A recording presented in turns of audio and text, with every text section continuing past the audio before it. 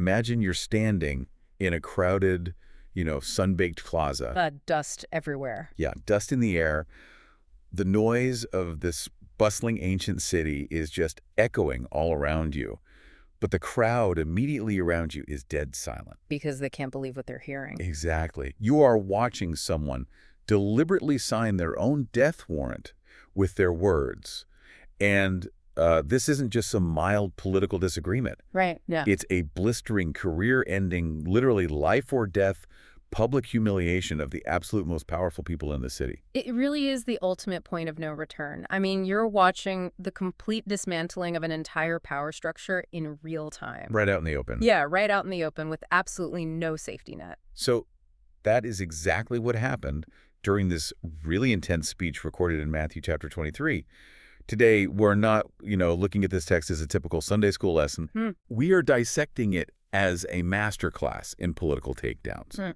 Because whether you view these ancient words as divine scripture or purely as a fascinating piece of historical resistance, the sheer rhetorical brilliance of this confrontation is just undeniable. Oh, absolutely. So our mission for this deep dive is to unpack the intense historical context, the powder keg political tension, and the actual mechanisms of how you break the spell of a corrupt leadership. Right, because Matthew 23 captures what is arguably the most climactic, aggressive public discourse delivered by Jesus. Yeah. It takes place during his final week in Jerusalem, just days before his crucifixion.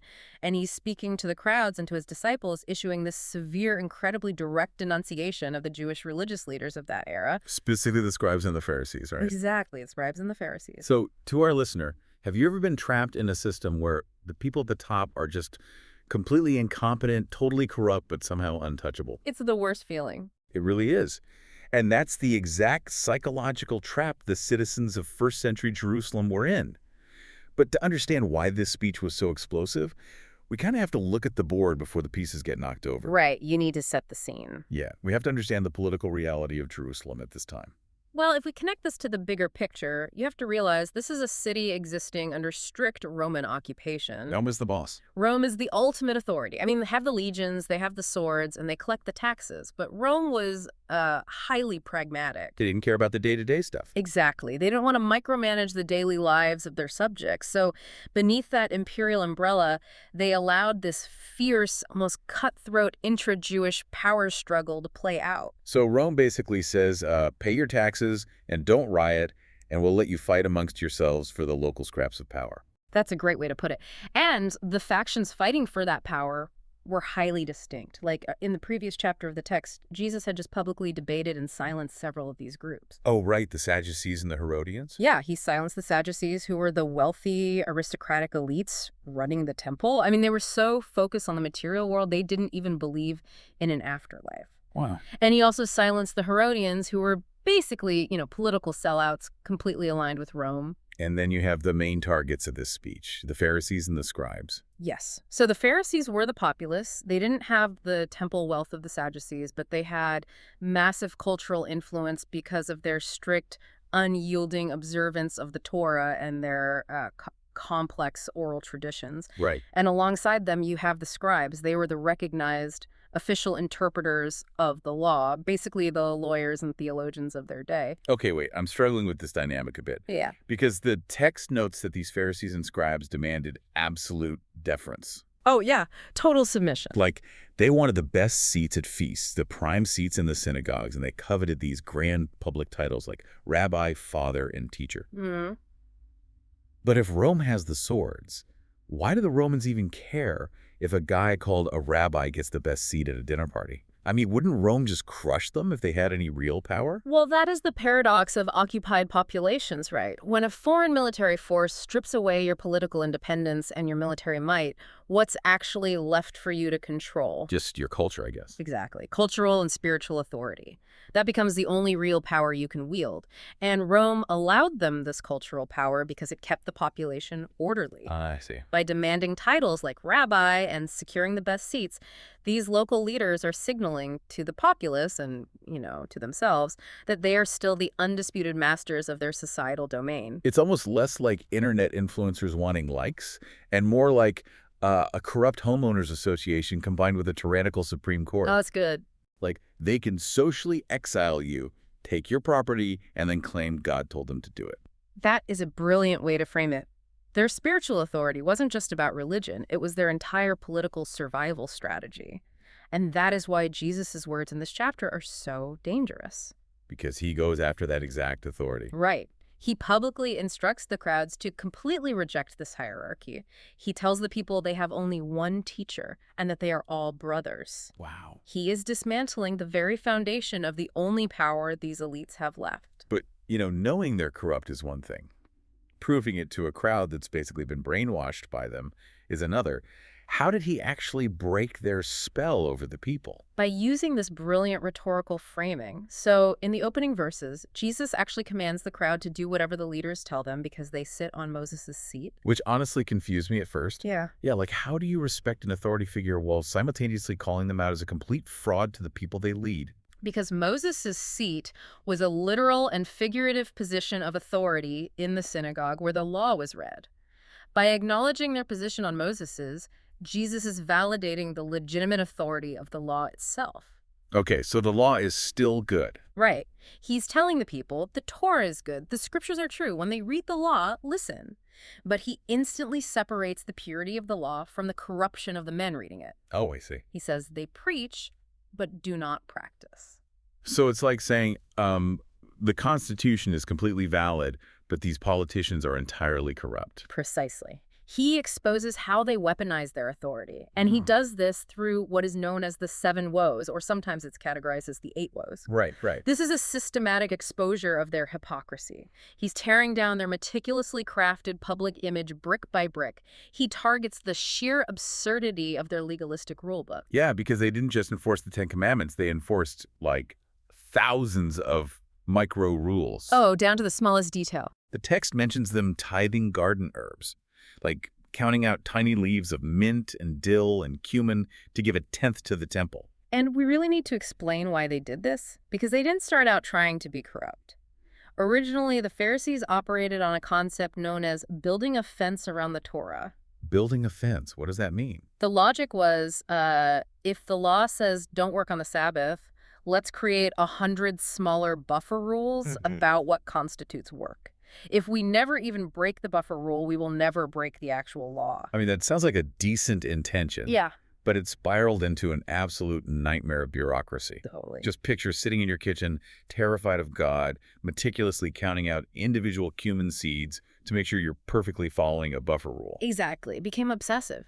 And Jesus points out that while they're obsessing over mint leaves, they have completely neglected what he calls the weightier matters of the law. Like justice and mercy. Right. Justice, mercy, and faithfulness. He uses this great phrase. They are straining out a gnat, but swallowing a camel. That's such a vivid image. And it goes beyond just, missing the forest for the trees. He targets their wallets. Oh, definitely. The text says they are actively exploiting the vulnerable. They use their long theatrical public prayers as a smokescreen, while they're literally devouring widows' houses. Which is a devastating critique, because protecting the vulnerable, specifically widows and orphans, is a massive foundational theme in the ancient laws of Israel. Right. It's everywhere in the Old Testament. Yeah. And the very people tasked by the law to protect the vulnerable are using their legal expertise to foreclose on the estates of grieving women, leaving them destitute, all to fund their lavish lifestyles. That makes my blood boil just thinking about it. And it leads to what I think is the most visceral, memorable imagery in the entire text. The tombs. Yes. He looks at these wealthy, powerful men in their fine clothes and calls them whitewashed tombs.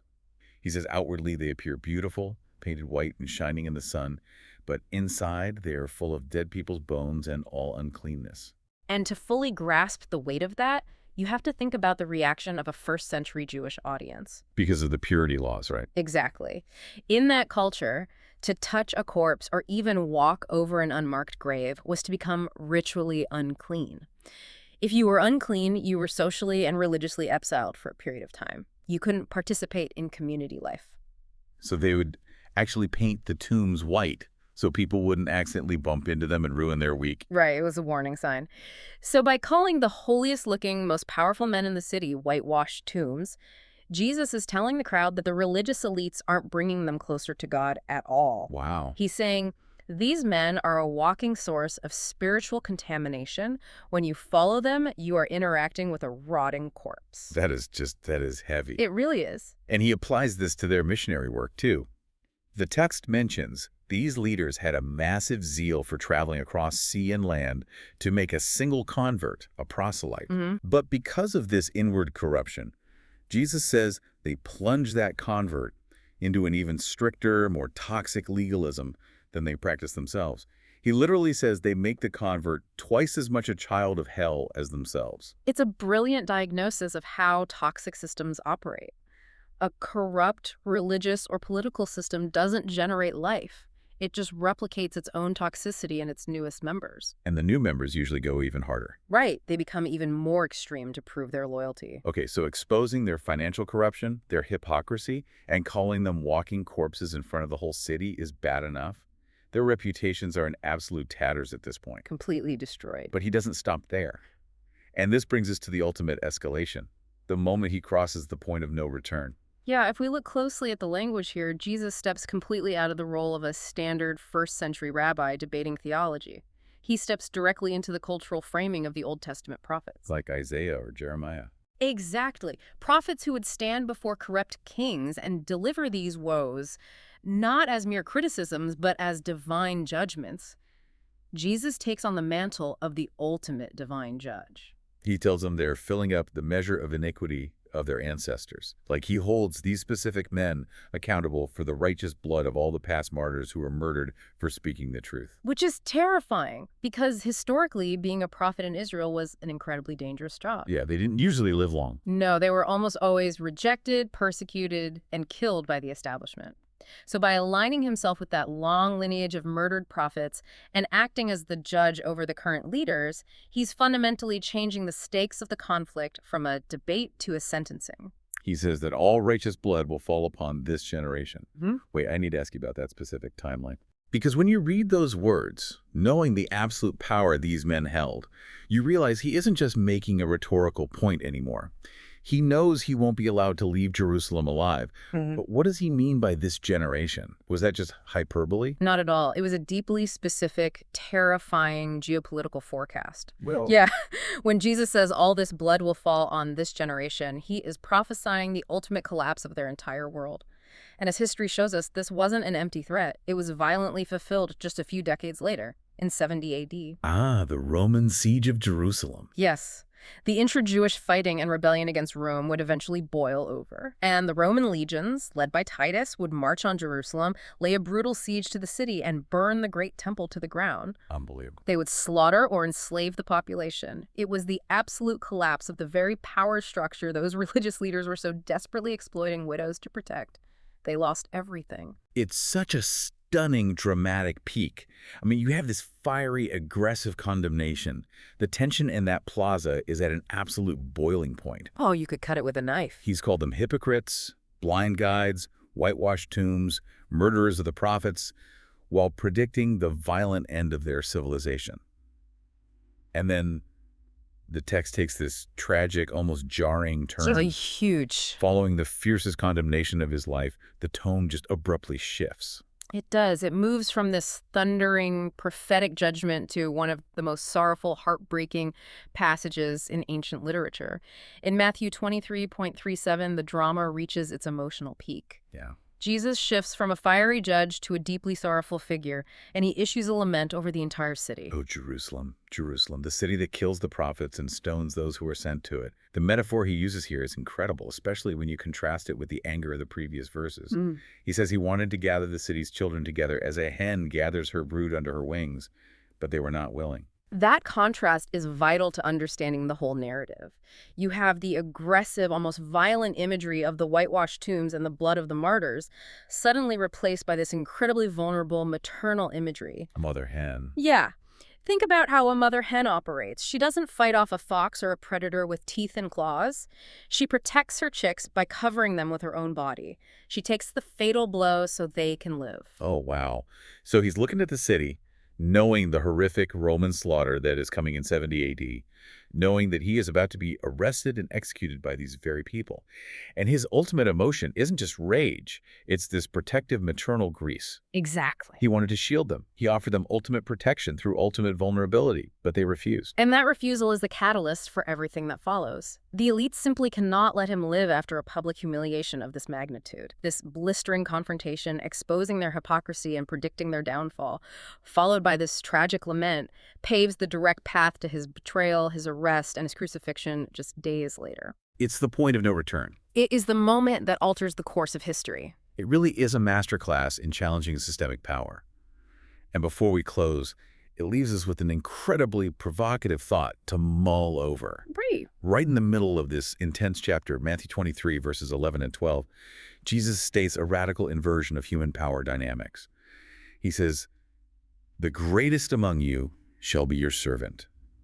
Whoever exalts himself will be humbled, and whoever humbles himself will be exalted." It completely flips the script on how human beings typically operate, especially in positions of leadership. Exactly.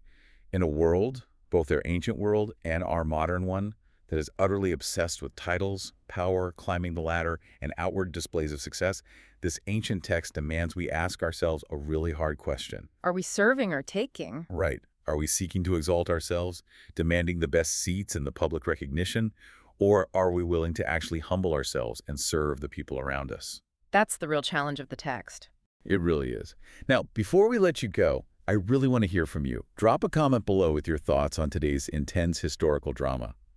Specifically, what do you think about the concept of whitewashed tombs in today's society? Oh, that's a great question. Yeah, where do you see that outward perfection hiding inward corruption? I really want to read your takes on this, so get down in the comments and let us know. And hey, if you enjoyed today's deep dive into the political and historical context of this text, please make sure you hit the like button and subscribe. It is honestly the best way to support the show and ensure you don't miss any of our upcoming deep dives. Absolutely, it helps us out a ton. And don't forget to check the description below. We've put together some exclusive links related to today's topic, including deeper historical resources on the events of 70 AD and the cultural background we discussed today. You'll definitely want to check those out. And you'll want to make sure you stay curious and come back for our next one, because I promise you, the next deep dive is going to be even more intense as we explore another massive historical turning point. You won't want to miss it. So, as you go about your day, think back to that dusty, crowded plaza. Think about the courage it takes to stand your ground, look the most powerful, corrupt leaders in the eye, and speak a truth so heavy that you know it will cost you everything. Thanks for diving deep with us.